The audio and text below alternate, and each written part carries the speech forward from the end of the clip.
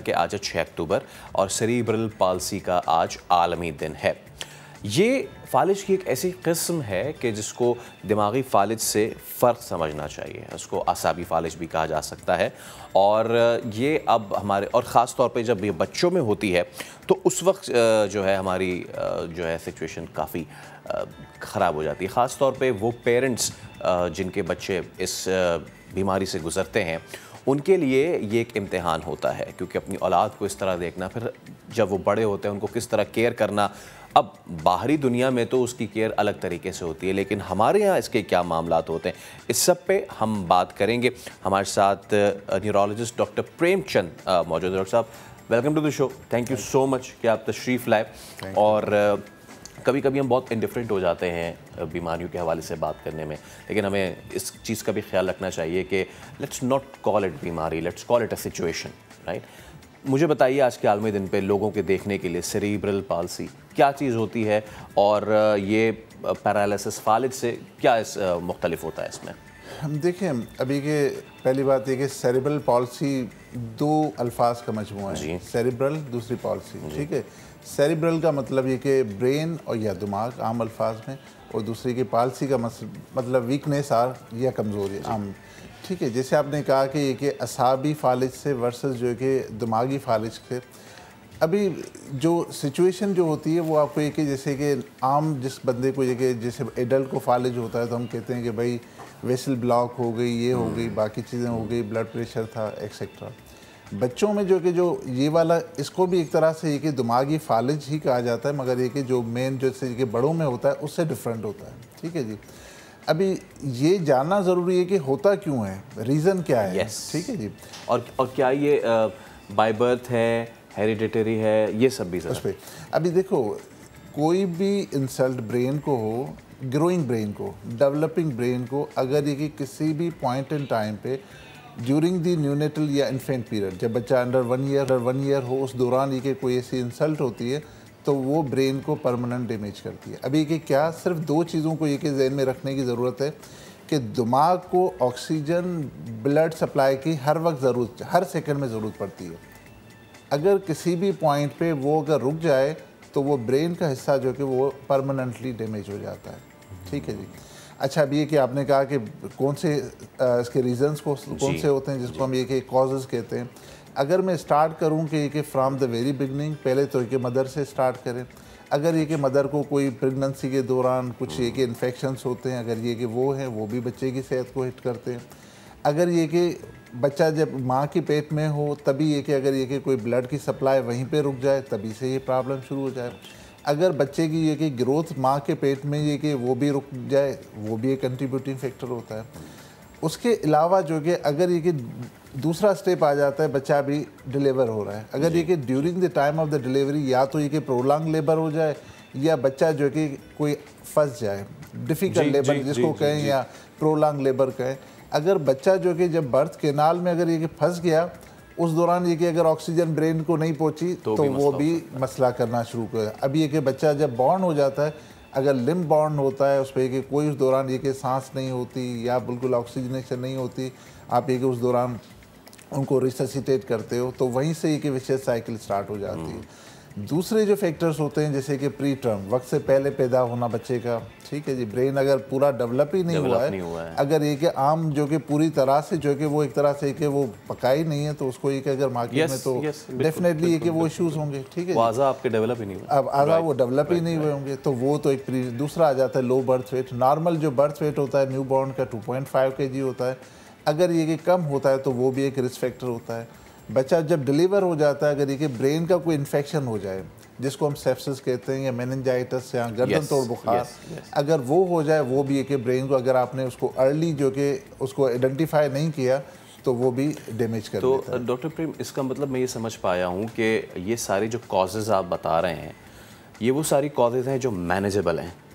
कुछ चीज़ें जो कि मैनेजेबल हैं, कुछ जो चीज़ें हैं जैसे कि डिलीवरी के दौरान अगर ये कि बच्चे की ग्रोथ रुक गई, अगर आपने उसकी अर्ली इंटरवेंशन नहीं की तो फिर प्रॉब्लम होगा। अगर ये कि आप उसको ये कि टाइमली मैनेज करें, आप ये कि उसको अगर ये अगर आप कहें कि नहीं आपने टाइमली अगर उसको ये कि आइडेंटिफाई कर लिया प्रॉब्लम को तो मैनेजेबल है।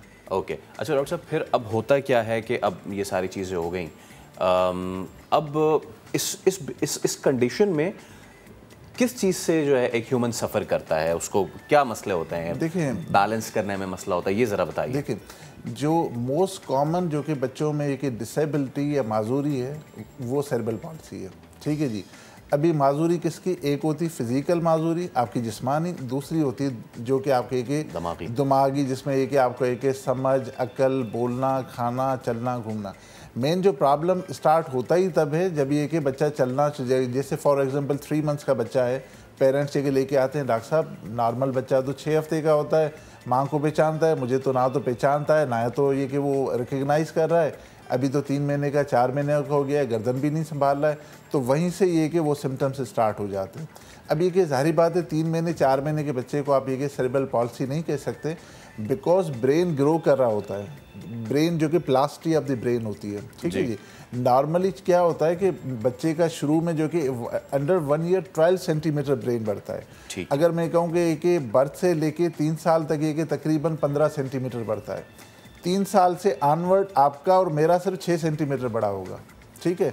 So see how important it is. अगर ये कि अर्ली जितना ये कि अगर ब्रेन को ये कि कोई डैमेज होता है, उसका एक तरह से ये कि वो इम्पैक्ट जो है कि वो लाइफ लॉन्ग होता है। तो ये कि फिजिकल, जैसे चलना, डिसबैलेंस होना, टांगों को एक दूसरे के ऊपर आ जाना, वही है ना, जब ये कि चले तो इसमें ऐसा भी होता है सब कि कुछ आज़ा हैं आपके बाकी जिस्मानी, हाथ हो गया, वो भी प्रॉपर ग्रो उसमें ये कि क्योंकि जब ये कि उसकी फिजियोथेरेपी फिर आ जाता है, नेक्स्ट स्टेप आपकी मैनेजमेंट का, उस पर then we are going to discuss कि उसमें क्या होता है। अगर ये कि थेरेपीज नहीं होती तो फिर क्या होता है, तो फिर ये कि वो अज़ा जो है ना वो सूखना शुरू हो जाते हैं, या उनकी में कि इतनी स्टिफनेस आना शुरू हो जाती है। तो फिर ये कि आपको एक फर्दर जो है ना उनको एक चीज़ें देखने की ज़रूरत होती है, जैसे कि बाकी जो सिम्टम्स होते हैं, बार बार ये कि नमूनिया होना, जिस्म को अकड़ जाना वक्त के साथ, तो वो सारे जो कि इसके सिम्टम्स। अच्छा, फिर डॉक्टर प्रेमचंद, मैं आपकी बात से यह खस कर पाया हूँ और लोग भी जो देख रहे हैं कि ये मौरूसी इतना नहीं है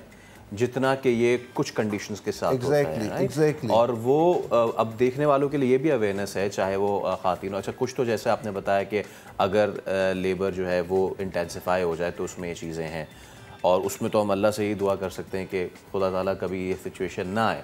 लेकिन उससे पहले जितनी भी सिचुएशन है, मैं चाहूँगा कि वो माएँ जो हैं, जो हमें देख रही हैं और जो एक्सपेक्ट कर रही हैं, उनको आप ये ज़रूर आगाही दें। अब कुछ हमारी आजकल की है ना लड़कियाँ, वो कहती हैं कि मैं ये नहीं खाती, मैं ये नहीं पीती, ये नहीं होता।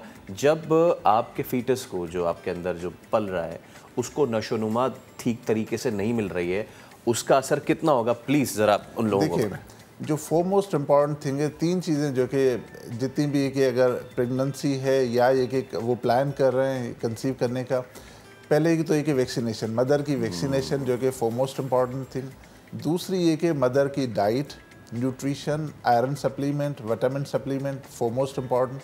दूसरा है कि स्ट्रेस लेवल। ठीक है जी। हम ये कि जब प्रेगनेंसी के दौरान अपना जो कि वो ख्याल नहीं रखते, सारा दिन जो कि वो काम में, इन चीज़ों में वो लगे हुए होते हैं। दूसरा है कि रेगुलर जो है कि आपके जो आपकी एंटीनेटल जो कि चेकअप्स होते हैं, आप अपनी जो भी गायनेकोलॉजिस्ट है, जो भी जनानी बीमारी के आपके एक फिजिशियन है, उनसे आप एक रेगुलर फॉलो करें। और बच्चे की ग्रोथ को देखने के लिए पीरियडिकली जो कि आपको अल्ट्रासाउंड वो करके देखने हैं कि बच्चे की ग्रोथ कहीं रुक तो नहीं गई है।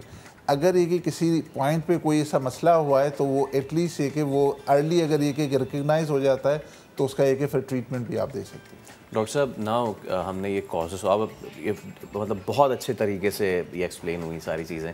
अब मैं ज़रा ये जानना चाह रहा हूँ कि हमारे मुल्क में, हमारे सूबे, हमारे शहर में ये सेरेब्रल पाल्सी के जो मराकज़ हैं वो कितने हैं, क्या वो पूरे हैं? क्योंकि आपको पता है हमारा सेहत का निज़ाम कभी भी पूरा तो होता नहीं, सॉरी टू से, जो है, लेकिन वो उसके बावजूद भी हमारे यहाँ इसको कैसे केटर किया जाता है, कौन से मराकज़ हैं और कितने हैं और वो कैसे फंक्शन कर रहे हैं? देखो, अगर ये कि आप ये कहें कि सिर्फ सेरेब्रल पॉल्सी का ये कि कोई सेंटर जो कि वो डेडिकेटेड एक सिर्फ ये कि जो जैसे सिविल वालों का एक IPMR है, डावा वालों का, उन लोगों ने ये कि बनाया, मगर ये कि वो सिर्फ सेरेब्रल पॉल्सी के लिए नहीं है, पूरी डिसेबिलिटी, जिसमें ये कि अगर स्पीच डिले है आपके कि बाकी फाइन मोटर डिले हैं, बाकी जो कि जो डेवलपमेंटल जो रिलेटेड वाली चीज़ें हैं वो एक सेंटर उनका है। दूसरा जो कि क्योंकि आग खान में भी एक अलग से जो कि हमारा एक न्यूरो रिहेबिलिटेशन सेंटर है, तो उसमें भी एक सेरेब्रल पॉलिसी वाले बच्चों को ये कि फ़ॉलो किया जाता है। इसके अलावा बाकी जो सेंटर हैं जैसे सिविल का है उनके पास भी हैं, जिना में भी ये कि अलग से, बट ये कि ओवरऑल अगर देखा जाए तो ये कि कुछ ही सेंटर है हमारे पास जो कि इस बीमारी को जो कि वो ट्रीट कर रहे होते हैं, उनकी एक थेरेपीज़ दे रहे थे। हमारे पास पूरा एक ये कि वेल डेवलप जो कि वो एक सेंटर जो कि बना हुआ है जहाँ पे एक थेरेपीज़ का हो रहा है। डॉक्टर साहब, अगर ये हो जाता है तो आपने कितने केसेस देखे हैं कि वो रिहेबिलिटेट हो जाते हैं? देखो, अभी एक चीज़ जो है ना, जितने भी ये कि देख रहे हैं उनके लिए इम्पॉर्टेंट ये कि अर्ली द बेटर। जितनी आप ये कि इंटरवेंशन अर्ली करेंगे उतना बेहतर होगा। अगर ये कि आपने इंटरवेंशन शुरू ही ये कि इतनी ले रही है कि वो नहीं होगा। सपोज़ करें अगर ये कि एक बच्चा आपका है कि नॉर्मली 1 साल में चलना शुरू कर देता है, अगर 15 महीने में शुरू नहीं करता, आपको थेरेपी, फिजियोथेरेपी, रिहेबिलिटेशन स्टार्ट करने की ज़रूरत है। ठीक है जी। लिटरेचर कहता है कि जितना आप ये कि अर्ली ये कि स्टार्ट करते हो, इवन ये कि हमारे खुद के पेशेंट हैं जो कि ये कि अगर अर्ली आ जाते हैं तो बच्चे चलना शुरू कर देते हैं। ठीक है जी। इवन स्कूल भी जाना शुरू कर दिया है। बहुत सारे ऐसे बच्चे हैं जिन्होंने स्कूल भी जाना शुरू कर दिया है।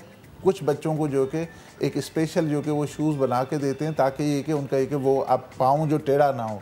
होता ये कि पाँव एक दूसरे के ऊपर आ जाता है तो क्रॉस हो जाता है, तो फिर ये कि चलने में दुश्वारी होती है। नॉर्मल स्कूल में भी बहुत सारे ऐसे बच्चे हैं जो स्कूल जाना शुरू कर दिया है। नॉर्मल स्कूल में, स्पेशल की बात नहीं कर रहा हूँ। तो वो सिर्फ ये कि अर्ली इंटरवेंशन से, तो जितनी आप अर्ली होगा। दूसरा डिपेंड करता है कि ब्रेन का डैमेज कितना हुआ है, ब्रेन का डैमेज कितना हुआ है। अगर ये कि इतना सीवियरली ब्रेन डैमेज हो चुका है तो उसमें फिर ये कि ये नहीं होता कि आप उसको ये कि आप बिल्कुल बीमारी को ख़त्म, you can't do it, but ये कि you can make them functional. आप उनको ये कि फंक्शनल कर सकते हैं किस हद तक कि वो अपनी डेली एक्टिविटी लिविंग को ये कि वो ठीक करने की कोशिश हो। Doctor Premchand, it was a pleasure having you. Thank you so much.